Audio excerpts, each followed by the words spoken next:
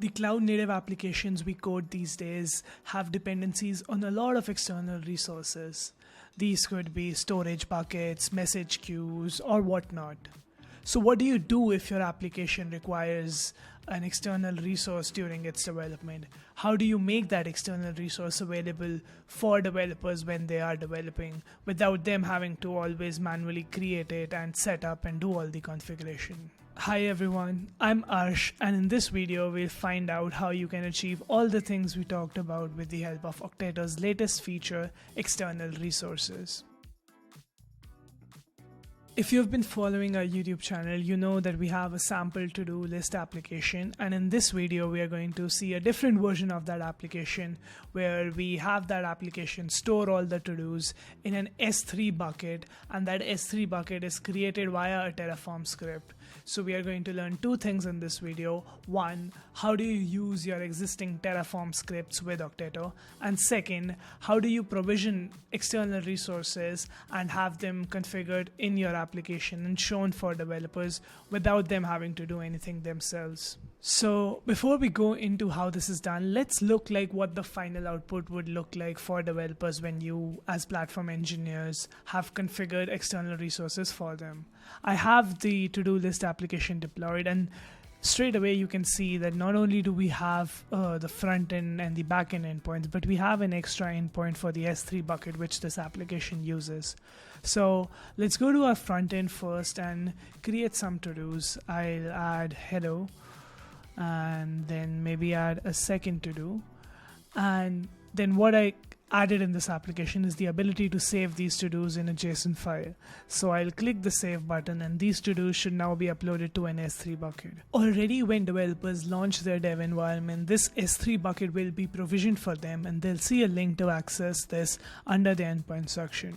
You can also see that it shows up as an external resource in the list of things which has been deployed by Okteto. So let's go to this link and see that everything is actually working. And we see that our to-dos are uploaded in a JSON file right here. Now we can further verify that it actually has our to-dos by downloading this file and then simply seeing its contents. And we can see our to-dos hello and the second to-do are appearing here. And with this setup, the developers on your team can, develop this application easily without them having to go to the AWS console, create the bucket themselves, have it configured, and they need nothing installed on their local machine. They do not need to have the AWS CLI, they do not even need to have Terraform installed, which we use to create this bucket. So now that I've shown you how powerful this feature can be, let us dig into the code and see how this can actually be done. The source code for this application can be found in this particular repository for you to take inspiration from and implement in your own applications. This is fairly simple to implement and there are only two moving pieces here. One is the Terraform file which we'll be using to actually create the AWS resource, and second is the Okteto manifest where we'll be running that Terraform file and passing the URL for the created bucket onto our dashboard so that developers can easily access it. So if you go to the Terraform file, you'll see that it has all the code needed to create an AWS S3 bucket. And this is fairly simple, and the only things worth noting are that we are storing the Terraform state in the Kubernetes cluster itself, and that is why we are adding an Okteto suffix to our secret which would actually store the Terraform state. You can choose to store your state in any place you want to. You could configure another S3 bucket to store your state, but for the simplicity, I just chose to store it in the Kubernetes backend itself. Other than that, we just create a variable name with the name of the bucket and we do some validation. And then we allow configuring our AWS region, but also provide a default value. And then we simply just create the S3 bucket here. The interesting stuff starts to happen in the Okteto.yaml, and let's go through this step by step to understand what is happening so that you can implement this in your own applications. First of all, you'll notice that in the deploy section, we have specified an image, and what this image does is that the container which will run all the deploy commands will now have Terraform installed inside the container, the Terraform CLI. This will allow us to run the Terraform commands to execute the script we just saw. The first thing we do is create the AWS S3 bucket, and you know that the AWS bucket names need to be globally unique, and we ensure that by creating the name dynamically by appending the name of our application, which is Okteto to the Okteto namespace which that developer is launching that application in. So in this case, the namespace was my GitHub username, which is rinkyakidad. So the bucket name, as you see here, is rinkyakidad, and then the name of the application. So that's what we do here, and then we export these variables which are needed by Terraform to create that secret in the Kubernetes cluster to store the state. And after that, we simply run Terraform commands which you would initially run on your local machine to create these resources.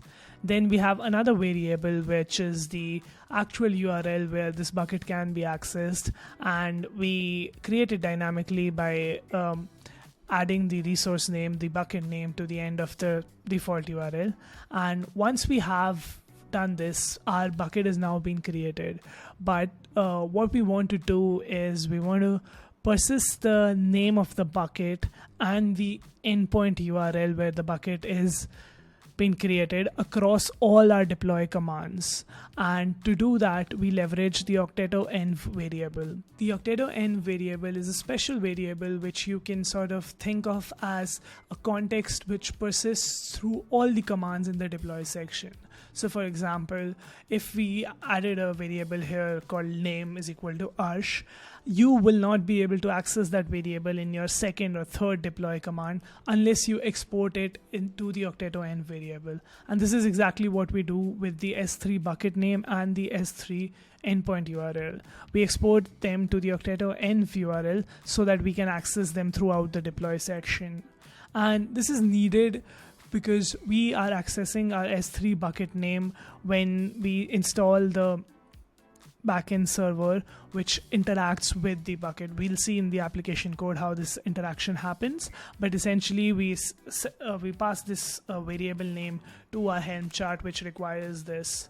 And as for the external resource endpoint, which in this case you can see on the dashboard, this can only be done if you pass this variable to the Okteto env variable so that it persists and it knows about this endpoint. Now, to actually see the external resource in the UI and get the endpoint on the dashboard, you can head to our documentation for detailed instructions.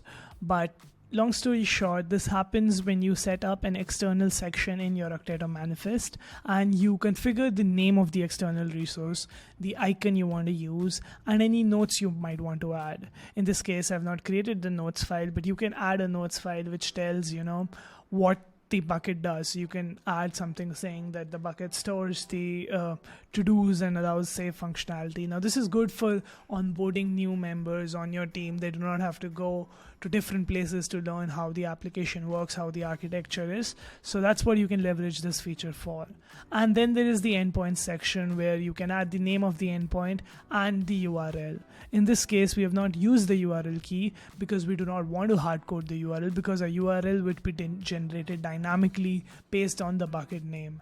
So what we do is we set this variable, and the way to create this variable is Okteto external and then the name of the external resource, then endpoints, and then the name of the endpoint, which in this case is bucket, where you see, and that is why we use bucket here. And then we add URL, and then we pass the actual URL which we created here. So this is all that's needed. Once you have this variable, you just pass it to okteto.env, and then it will know that it has to map this URL to the endpoint bucket for your S3 external resource, and then it will start showing in the UI in this section. Once that is done, all the next commands are just application specific stuff where you'll have to see how your application behaves, but let us explore them in the context of this application. We create the AWS secret, which has all the access key and the secret access key which is needed by our application to actually talk to that S3 bucket and upload to that S3 bucket.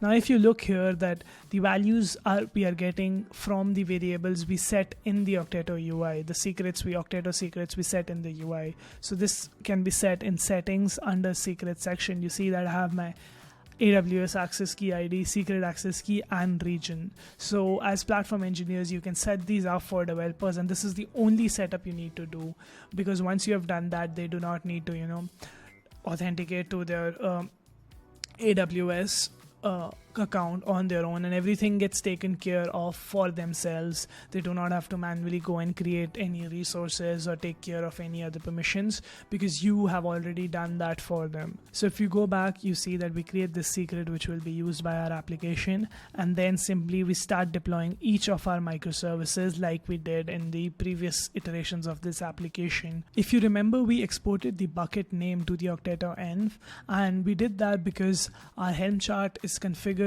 to make this a bucket name configurable, and then we pass this bucket name when we set the bucket variable and give it the value which we had here.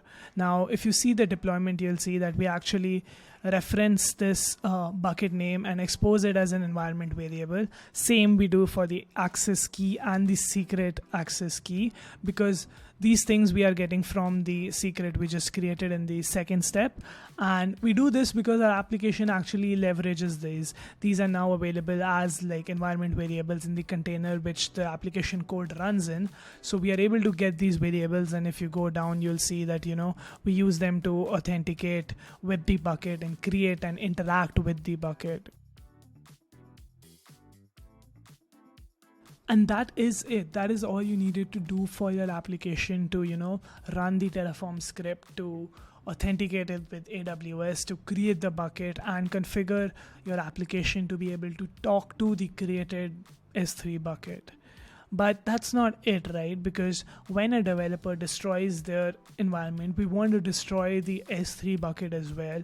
All the Kubernetes resources, Okteto takes care of destroying them for you on its own. But we need to add instructions to tell Okteto how to destroy the S3 bucket, because it is an external resource. And that is fairly simple as well.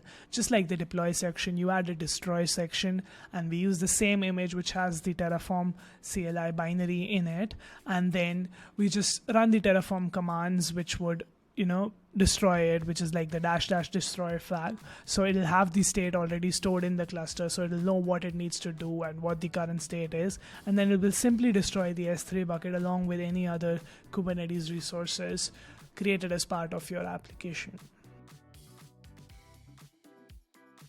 And that was it. This is how simple it is to add external resources to your applications and use Terraform scripts as part of your applications. Now, the possibility with this feature are endless. We just saw one example where you could use S3 buckets in AWS as part of your applications, but you could use resources from Google Cloud, Azure, any cloud provider, as a matter of fact. These could be RDS databases or SQS message queues. Whatever your application needs can be created via Terraform scripts or any other scripting language you want to use. These could be simple bash scripts, but that's totally up to you. We saw how you could do this with Terraform, but whatever you do, you just have to create the external resources and pass that information to the Okteto env variable and configure the external section in your manifest, and you're good to go. With this feature, as platform engineers, you make the lives of the developers on your team so much more easy. They do not have to worry about creating these resources when they want to develop their applications, and they're actually able to use these resources during development, because a lot of times when your application uses these resources, you just have developers developing without them, because it has always been like too tough to replicate them in development. But with Okteto, you ensure that your developers develop in a realistic environment which has all these external resources that your application leverages during production, and it is super simple for them to spin up a dev environment which has all these resources. But not only that, you ensure that there is like governance, and you are able to ensure that there is no misuse of resources. These resources get deleted as and when dev environments get deleted, and there is a standardization across your entire environments from like the development stage to the production stage. So that was it for this video. If you found it useful, subscribe to our channel and let us know if you get stuck implementing external resources for your applications. We are always there to help. Reach out to us on our community website at community.okteto.com. And if you would like to try out Okteto, you can just go to our website and get a free trial and get up and running and making your developers' lives easy.